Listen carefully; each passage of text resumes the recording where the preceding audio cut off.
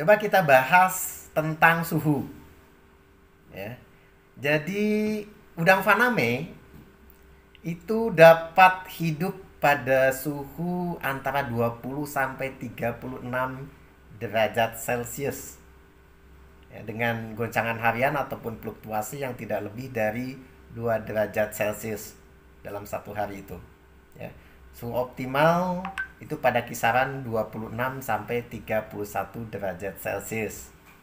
Dan tidak ada pelapisan suhu, tidak ada stratifikasi, ya. Jadi kalau kita misalnya turun ke dalam air pada saat nipon, kita bisa rasakan apakah di pergelangan kaki kita suhunya sama dengan di leher ataupun di pinggang, ya. Itu kita harus perhatikan. Jadi kalau kedalaman-kedalaman tertentu seperti 81 meter biasanya itu tidak ada stratifikasi suhu. Kalau terjadi stratifikasi suhu itu berarti ada satu hal-hal yang betul-betul kita harus perhatikan. Ada apa? Maksudnya ya kalau teman-teman mungkin biasanya nyipon itu eh, kok di bawah dingin di kaki tapi di pinggangnya kok anget katanya. Itu yang pasti ngompol itu ya. Jadi suhunya berbeda karena ngompol gitu ya. Ini satu pengalaman. Oke. Jadi kalau kita coba lihat hasil pengukuran antara 27 sampai 29 derajat Celcius itu termasuk kategori yang suhu yang bagus ya. Kita bisa pertahankan kondisi suhu tersebut ya. Artinya pertahankan di sini adalah kita lihat yang terjadi saat itu apa gitu kan. Kita lihat kedalamannya atau mungkin pada ganti airnya. Mungkin juga ini cocok dengan cuaca pada hari itu ya. Jadi ini adalah suhu yang cukup optimal 27 sampai 29 derajat. Jadi 29 derajat kita sering temukan bahwa udang itu nafsu makannya tinggi sekali di situ. Ya. Kalau kita temukan range yang tinggi, misalnya range di atas 31 sampai 33, hati-hati. Karena dissolved oksigen ataupun DO kelarutannya akan terhambat. Dan hati-hati juga dengan amonia. Ya, pada saat suhu tinggi, pH tinggi, tingkat racun dari amonia itu akan semakin tinggi. Nah, yang perlu diperhatikan tindakannya apa biasanya kalau kita menemukan suhu yang tinggi seperti ini. Yang pasti coba perhatikan kedalamannya.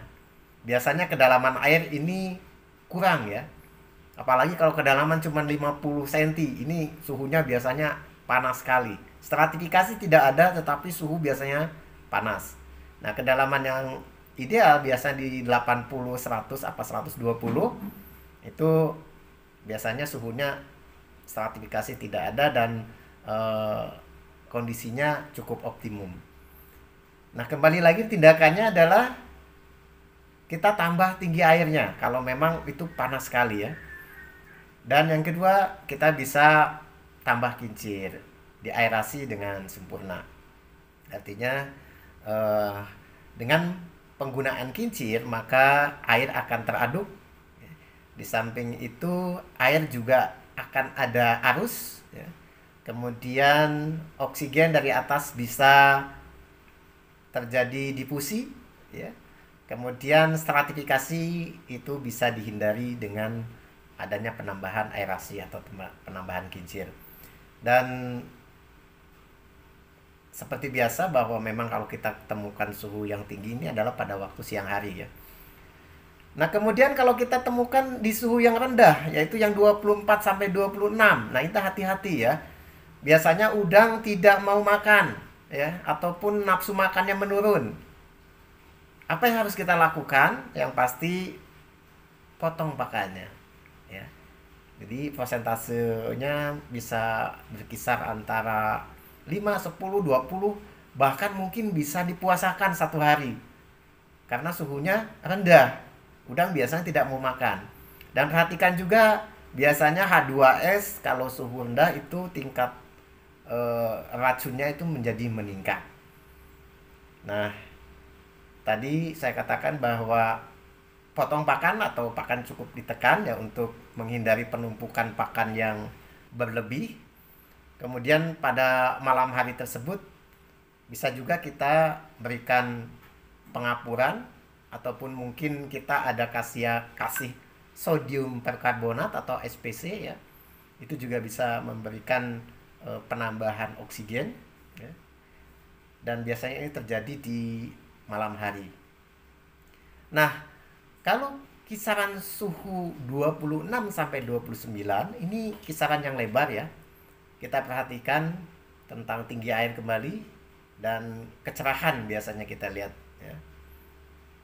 Dan biasanya ini kita lihat terjadi fluktuasi yang seperti ini adalah di sore hari. Yang kedua adalah salinitas atau kadar garam. Ya, rujukannya adalah salinitas ini antara 0,5 sampai 50 ppt atau promil. Dan toleransi dari udang faname ataupun tumbuh dengan optimal biasanya di 5 sampai 25 promil.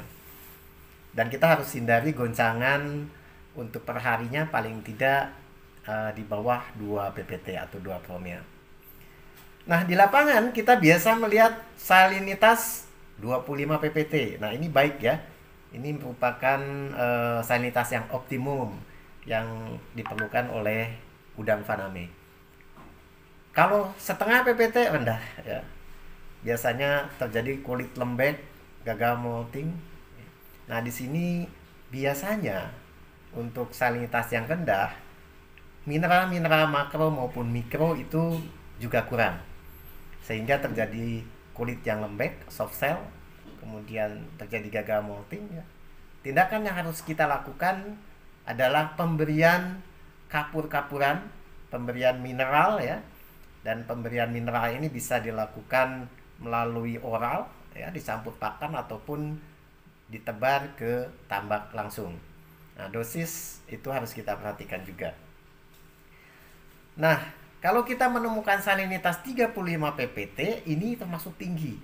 Dan biasanya pertumbuhan terganggu ya, udah menjadi kuntet. Nah, dan paling tidak tindakan kita itu adalah memberikan nutrisi yang baik terhadap udang ya, memberikan nutrisi yang ekstra dan ganti air yang lebih sering. Kalau ada air tawar ya kita tambahkan air tawar ya, supaya salinitas tersebut bisa diturunkan paling tidak di bawah 35 ppt tadi ya.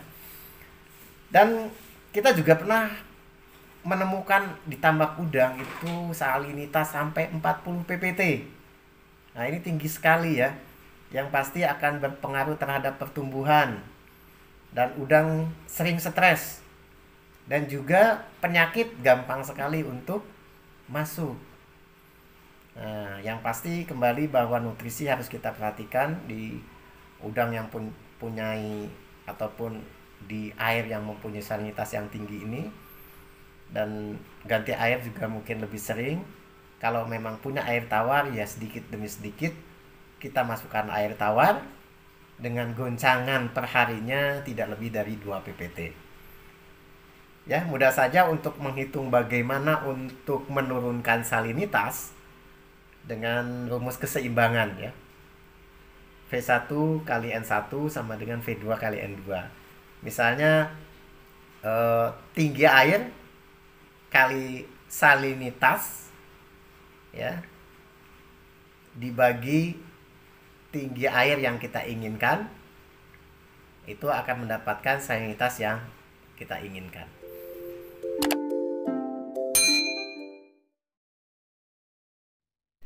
Demikian tadi kita bahas bagian parameter kualitas air.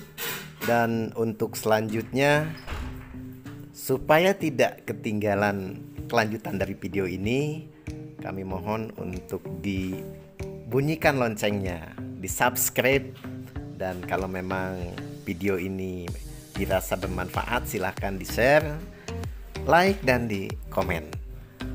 Demikian, sampai jumpa di video berikutnya. Assalamualaikum warahmatullahi wabarakatuh. Salam sukses.